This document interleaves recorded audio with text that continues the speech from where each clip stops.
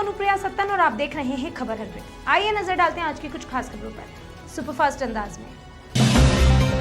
मध्य प्रदेश में राजनीतिक उठापटक के बीच राजनीति वार पलटवार तेज हो गए हैं। भारतीय जनता पार्टी गेहूं खरीदी के दावों के बीच पीसी शर्मा ने ताजा बयान जारी किया है और उन्होंने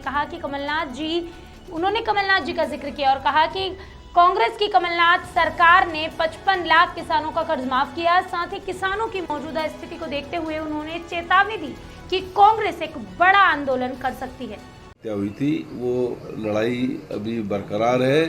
ये असमय इन्होंने सरकार गिरा दी जब हम किसानों का, मजदूरों का, सबका के काम कर रहे थे। और अभी जिस तरह से कमलनाथ जी की सरकार चल रही थी, यहाँ सब ठीक था। कोई एक डेथ उस समय नहीं हुई कोरोना की वजह से, जबकि कहा जा रहा है कोरोना फरवरी से आ गया था, ये रिपोर्ट है। पर वो जो 20-25 दिन जब सरकार ही गिरा थे तब भी कोई कोरोना में कोई जान नहीं गई।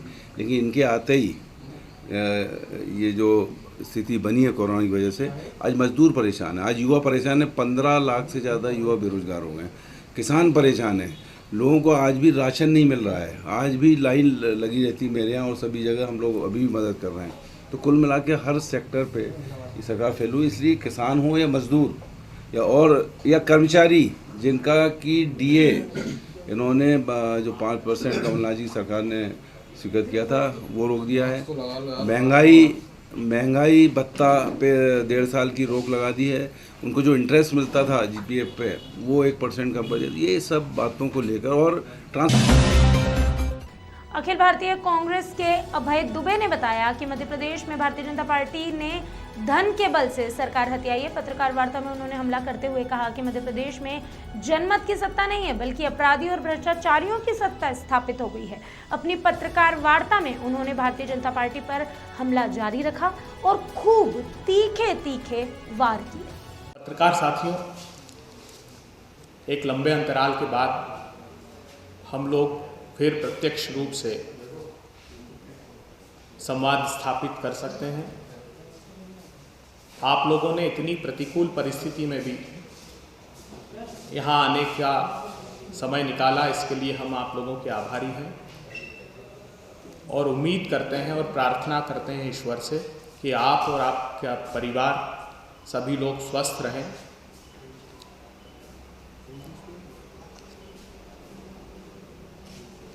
कहीं दौलत की बाहों में बहू बेटी गरीबों की, कहीं ताकत के पंजों में कलाई बदनसीबों की। कोई जालिम है कोई बेसहारा, देखते जाओ जहां वालों यही है भाजपा, तुम देखते जाओ। भारतीय जनता पार्टी की सरकार और अपराध एक दूसरे के पर्याय है। भ्रष्टाचारियों, व्यभिचारियों का राज स्थापित हो जाता है जैसे ही धनमत की सरकार प्रदेश की सत्ता पर काबिज हो जाती है। इतिहास साक्षी है, हमने देखा है भारतीय जनता पार्टी के 15 वर्षों के कार्यकाल को। खासकर शिवराज सिंह चौहान जब मुख्यमंत्री बने उसके बाद से मध्य प्रदेश में अपराधी प्रदेश की गौरवशाली संस्कृति का मान मर्दन करने लगे थे।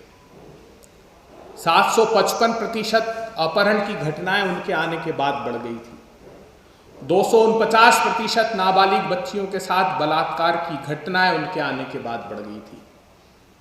1100% से अधिक महिलाओं के खिलाफ अपराध मध्य प्रदेश में बढ़ गए थे और कन्विक्शन का रेट, सजा देने का दर न्यूनतम स्तर पर चली गई थी। जब वो प्रदेश में आए थे तो 7000 महिलाओं के खिलाफ अपराध न्यायालय में पंजीबद्ध थे। जब वो छोड़कर गए तो वो 85,000 थे। 23 मार्च को रात के अंधेरे में मध्य प्रदेश के मुख्यमंत्री ने शपथ ली और शपथ लेते ही मध्य प्रदेश में अपराधियों और अराजकता का अंधकार पूरे प्रदेश में फैला दिया। महेश्वर तहसील में एक आदिवासी भाई को पीट कर इसलिए मार डाला जाता है क्योंकि उसके घर में राशन नहीं था, वो अपने बच्चों के लिए राशन लेने जा रहा था। छतरपुर में एक मजदूर के सिर पर लॉकडाउन तोड़ने का अपराध मध्य प्रदेश की मामा सरकार लिख देती है। इसका आशय यह है कि समूचे मध्य प्रदेश को तो लॉकडाउन में बंद कर दिया गया, तो फिर छूट किसको थी? तो छूट थी मध्य प्रदेश में अपराधियों को। खुली छूट शिवराज सरकार ने देकर रखी थी। हमने देखा था किस प्रकार दमोह में एक 6 वर्ष की मासूम बालिका के साथ दुष्कृत्य करने के बाद उसकी आंखें निकाल दी। बैतूल में एक बिटिया को 7 दरिंदों ने पकड़ा, उसके भाई को कुएं में फेंक दिया और 4 घंटे तक अपनी हवस का शिकार बनाते रहे। भोपाल में बैंक अधिकारी के साथ व्यभिचार दुराचार किया गया। आज आप जानकर हतप्रभ रह जाएंगे कि लॉकडाउन में जो डेटा आए हैं अप्रैल माह के, उसमें 26,515 आईपीसी के क्राइम पूरे मध्य प्रदेश में हुए हैं। मध्य प्रदेश की घटिया तहसील में भारतीय किसान यूनियन ने अपनी 10 सूत्रीय मांगों को लेकर शाखा प्रबंधक को ज्ञापन सौंपा। भारतीय किसान यूनियन के जिला संगठन मंत्री भगवान सिंह सोलंकी के नेतृत्व में किसानों ने कोविड-19 के नियमों और सोशल डिस्टेंसिंग का पालन करते हुए केंद्रीय बैंक मर्यादित शाखा घटिया प्रबंधन को विभिन्न मांगों को लेकर ज्ञापन सौंपा।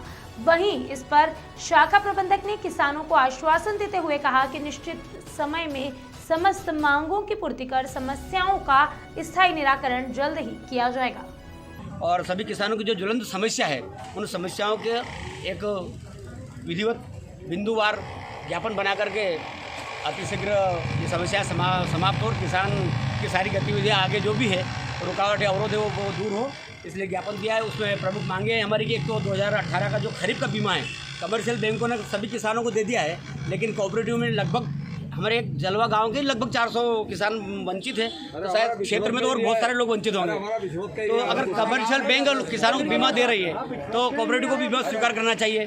किसानों से बीमा प्रीमियम कटी है, ऑन रिकॉर्ड है, लेकिन यहाँ बताया जा रहा है कि बीमा की जो क्लेम राशि थी वो बोले साइट बंद थी, इसलिए वो अपलोड नहीं हुई। तो इसमें किसान कहाँ दोषी है? ये इनकी जवाबदारी है। लाइन बंद रही, लिंक फेल रही, हमारे किसानों की थोड़ी जवाबदारी है। तो या तो उन किसानों को जिनके साथ जो फ्रॉड हुआ है बीमे को लेकर के, प्रीमियम को लेकर के, सारों को बीमा मिलना चाहिए। जो जवाबदार है, जिसकी जेब में बीमा प्रीमियम बच गई है, कंपनी तक नहीं पहुंची, वो पैसा उन जवाबदारों से वसूल करके किसानों को दिलवाया जाए।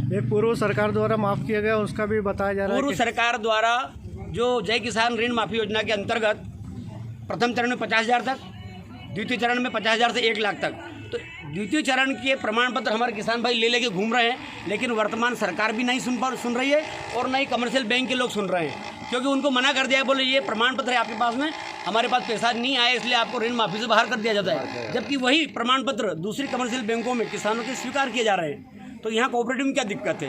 तो इस प्रकार से बहुत सारी हमारी मांगे हैं। किसानों के समय पर खाद बीज की हर सोसाइटी में व्यवस्था हो।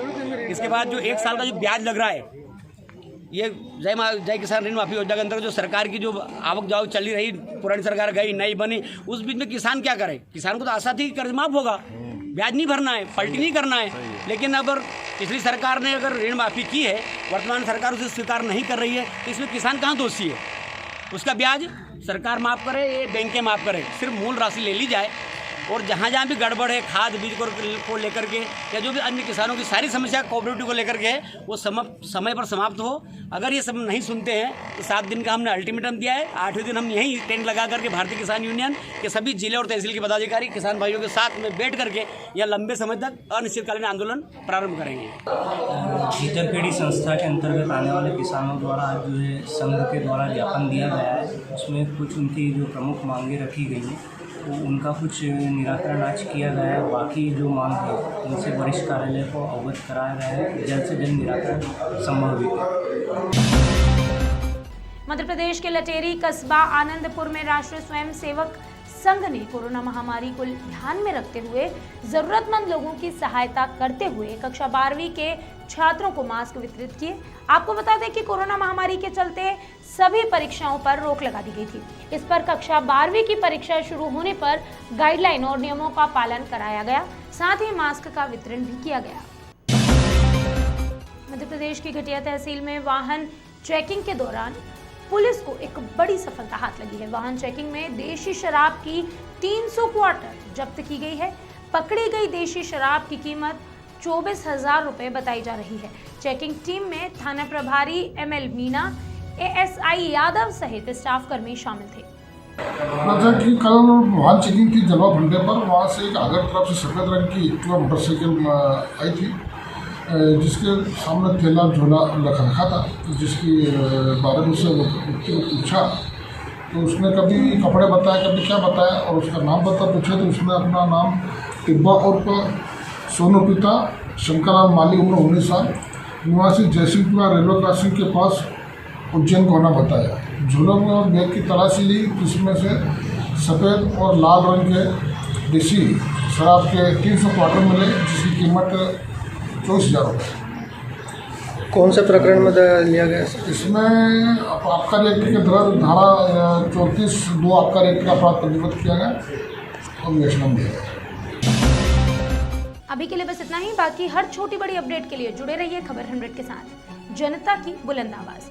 कोरोना से अभी जंग जारी है, इसलिए घरों से निकलते समय अपनी सेफ्टी और सरकार की दी हुई गाइडलाइंस का पालन अवश्य करें।